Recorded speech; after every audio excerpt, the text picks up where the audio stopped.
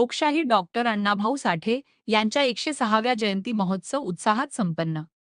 परभणी लोकशाहीर डॉक्टर अण्णाभाऊ साठे यांच्या 106व्या जयंतीनिमित्त अण्णाभाऊ साठे क्रांती सेना जिल्हा परभणीच्या वतीने आयोजित भव्य जयंती महोत्सव उत्साहात आणि जल्लोषात संपन्न झाला. रविवार दि 16 ऑगस्ट 2026 रोजी दुपारी श्री लक्ष्मी नारायण मंगल कार्यालय रेल्वे स्टेशन समोर परभणी येथे हा कार्यक्रम पार पडला. या कार्यक्रमाचे उद्घाटन पालकमंत्री मेघना बोर्डीकर यांच्या हस्ते करण्यात आले. कार्यक्रमाच्या अध्यक्षस्थानी अण्णाभाऊ साठे क्रांती सेनेचे राष्ट्रीय अध्यक्ष सचिन भाऊ साठे होते. यावेळी गणेशराव भिसे, भाजपा जिल्हाध्यक्ष सुरेश भुमरे, संतोष भाऊ मुरकुटे, शिवाजीराव भोसले, डॉक्टर केदारजी खटिंग यांच्यासह विविध मान्यवरांची प्रमुख उपस्थिती होती. कार्यक्रमादरम्यान लोकशाहीर डॉक्टर अण्णाभाऊ साठे यांच्या साहित्यिक, सामाजिक आणि परिवर्तनवादी विचारांना अभिवादन करण्यात आले. त्यांच्या कार्याचा आणि समाज जागृतीतील योगदानाचा मान्यवरांनी गौरवपूर्ण उल्लेख केला. तसेच अण्णाभाऊंच्या विचारांचा वारसा पुढे नेण्याचा संकल्प उपस्थितांनी व्यक्त केला. कार्यक्रमाचे आयोजक अण्णाभाऊ साठे क्रांती सेना परभणी जिल्हाध्यक्ष दत्ता साबळे यांच्या पुढाकारातून जयंती महोत्सवाचे आयोजन करण्यात आले होते. यावेळी अशोक उपाडे, बाळासाहेब गडकरी, अशोक साठे, शंकर पवार, छगन कांबळे, गंगाधर वायमारे, सुरेश क्षीरसागर यांच्यासह संघटनेचे पदाधिकारी व कार्यकर्ते मोठ्या संख्येने उपस्थित होते. या कार्यक्रमाला नागरिक, समाज बांधव आणि कार्यकर्त्यांचा उत्स्फूर्त प्रतिसाद मिळाला.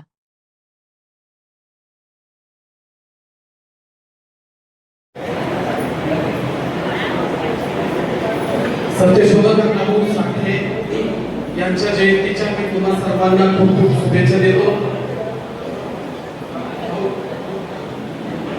आज परभणी जिल्ह्याच्या वतीनं आपल्या अण्णाभाऊ साठे क्रांती सेना आणि सामाजिक चळवळीतील इतर सर्व समूहाला सोबत घेऊन अण्णाभाऊ साठेंची जयंती आपण सगळेजण साजरी करतो.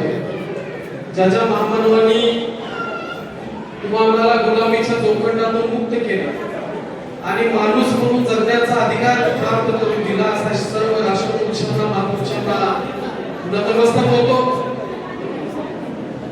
या विचार मंचावर आपल्या या कार्यक्रमाला ज्यांनी शुभेच्छा दिल्या अशा सन्माननीय मेघनाताई या ठिकाणी दिदी येऊन गेलेल्या आहेत, त्यांनी आपल्याला शुभेच्छा दिलेल्या आहेत. सामाजिक चळवळीतले ज्येष्ठ नेते सन्माननीय गणपतरावजी भिसे साहेब, आमचे नेते, मार्गदर्शक, ज्येष्ठ अभ्यासक सन्माननीय काँग्रेस अशोकांना उभाडे आणि विशेष तरुण तडफदार नेतृत्व या जिल्ह्यामध्ये भारतीय जनता पक्षाची भूमिका तळागाळातल्या उपेक्षितांच्या पर्यंत पोहोचवणारे सर्वसामान्य कुटुंबातलं नेतृत्व सन्माननीय भुमरे साहेब या ठिकाणी उपस्थित आहेत. असंख्य अशी माणसं आणि आमचा संघटनेचा जिल्हाध्यक्ष दत्ताभाऊ साबळे या ठिकाणी बरीचशी माणसं आहेत. सन्माननीय खटिंग साहेब आणि अनेकांची नावं माझ्याकडून राहिली असतील, आपण सगळ्यांनी समजून घ्यावं. मी आपल्या सगळ्यांचा जास्त वेळ घेणार नाही. आपण थोडासा सत्यशोधक अण्णाभाऊ साठे यांच्या विचाराच्या अनुषंगाने पुढची पावलं टाकली पाहिजे. सध्या देशामध्ये आणि राज्यामध्ये कशा पद्धतीचं वातावरण आहे हे तुम्हाला सगळ्यांना जाणीव आहे. ज्या पद्धतीचा संघर्ष करतोय, ज्या पद्धतीने आपण अनेक गोष्टींना फेस केले, त्याच्यातून सामाजिक चळवळीचं ऐक्य सध्या स्थितीमध्ये अत्यंत महत्त्वाचं आहे. अण्णाभाऊ साठेंच्या बदल वाईट शब्द बोलण्याची हिंमत सध्या या ठिकाणी होते.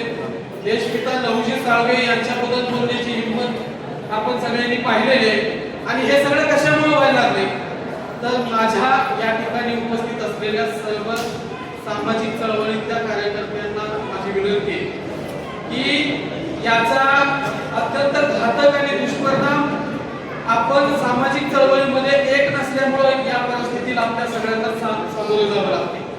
म्हणून मी तुम्हाला एवढं या निमित्तानं सांगतो की पुढची लढाई अतिशय भयंकर अशा पद्धतीची, पुढे जाऊन काय काय भोगावं लागणार आहे, पुढे जाऊन आपल्याला कशा पद्धतीने सरळ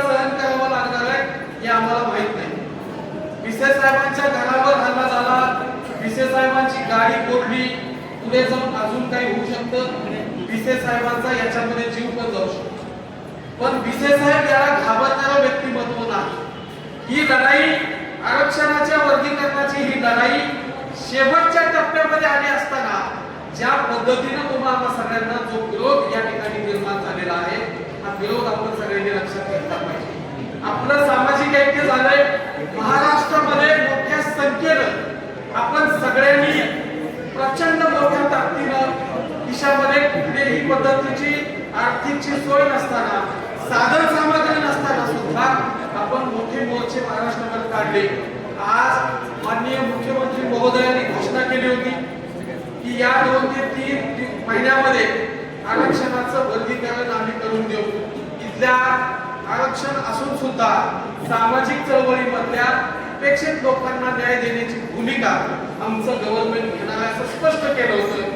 त्यांच्यावर मोठ्या पद्धतीचं प्रेशर आणणं, त्यांच्यावर टीका टिप्पणी करणं, त्यांना वाईट पद्धतीची भाषा वापरणं, अशा पद्धतीनं हा विरोध सामाजिक न्यायावर धावा घालणारा हा विरोध म्हणजे इथल्या गरिबांच्यावर झालेला हा मोठा अन्याय आपण सगळ्यांनी डोळ्यानं पाहिला. आणि म्हणून आपल्या सगळ्यांना खचून जायचं नाहीये, आपल्याला लढायचंय आणि शेवटपर्यंत आपल्या सगळ्यांना लढायचंय. ही लढाई आपल्यासाठी सर्वांसाठी जबाबदार आहे. आता मी तुम्हाला एक सगळ्यात महत्त्वाची गोष्ट सांगतो की अण्णाभाऊ साठेंना 1.5 दिवस शाळेत गेले म्हणून हिणवलं गेलं की अण्णाभाऊंचं शिक्षणच काय आहे. अण्णाभाऊ फक्त 1.5 दिवस शिकले. मी तुम्हाला या निमित्तानं सांगतो की या देशाचे केंद्रीय गृहमंत्री माननीय अमित भाई पुण्यामध्ये आल्यावर त्यांनी सांगितलं की 1.5 दिवसामध्ये एवढं मोठं साहित्य देणारे अण्णाभाऊ साठे हे भारतातलं एकमेव उदाहरण आहे. म्हणजे ही गोष्ट लक्षात घ्या की देशाच्या केंद्रीय मंत्र्यांना, माननीय मोदीजींना, या देशाच्या राज्याच्या प्रमुखांना म्हणजे मुख्यमंत्र्यांना, प्रत्येक मोठ्या व्यक्तीला अण्णाभाऊंचं कौतुक वाटतंय आणि भामट्या आणि गलिच्छ लोकांना अण्णाभाऊंचं कौतुक वाटत नाही. शिक्षण हे महाविद्यालयाच्या प्राथमिक माध्यमिक विद्यालयातून घेतलेलं शिक्षण हे माणसाला माणूस म्हणून सांगत नाही. भलेही 1.5 दिवसाचं शिक्षण असो, पण आपण एकमेकाच्या सुखदुःखामध्ये किती सहभागी होतो. म्हणजे सुधाकर कदम साहेबांनी मला ते सांगितलं की आपण एकमेकाच्या दुःखात किती सहभागी होतो, एकाच्या अडचणीमध्ये किती धावून जातो, त्याला म्हणतात शिक्षण. पण आमच्या आरक्षणाच्या वर्गीकरणाच्या चळवळीच्या आड येणारे लोक शिक्षित समाज आहे असं आम्ही अजिबात समजत नाही. म्हणून बांधवांनो, आपल्याला या चळवळीमध्ये मी आपला सगळ्याचा जास्त वेळ घेणार नाही. म्हणजे 12 वाजताचा कार्यक्रम आहे आणि 5 वाजायला आले आणि मला आता नांदेडला अजून एक सभा आहे, म्हणून मी जास्त वेळ घेणार नाही. आपण नेहमी सोबत बसणारे उठणारे माणसं आहे. आपल्याला पुढची लढाई लढायची आहे आणि गणपत भिसे साहेबांनी आम्ही ठरवलेलं आहे की आता या गव्हर्नमेंटला ज्या पद्धतीनं दाबण्यात आलं, यांच्यावर प्रेशर आणण्यात आलं, हे प्रेशर मोडीत काढण्यासाठी आणि गव्हर्नमेंटच्या समर्थनात उभं राहण्यासाठी आपल्याला सगळ्यांना ही आरक्षणाची वर्गीकरणाची मागणी मान्य करून घेण्यासाठी आता 1 लाख लोकांना घेऊन मुंबईला जायचंय आणि मुंबईतून आरक्षणाचा जिया घेऊन जायचं.